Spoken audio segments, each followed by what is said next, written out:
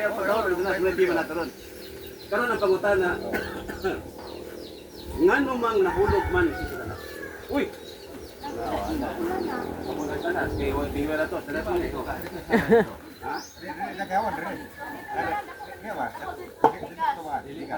Di ba ni? Mudagan taron. Mudagan taron.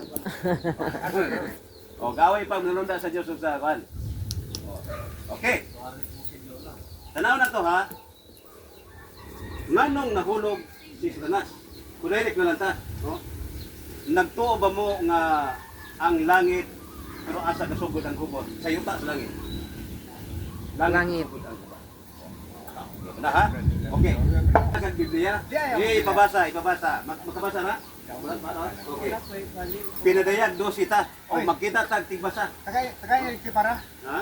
Aga-aga tipara. Basta nga tipara.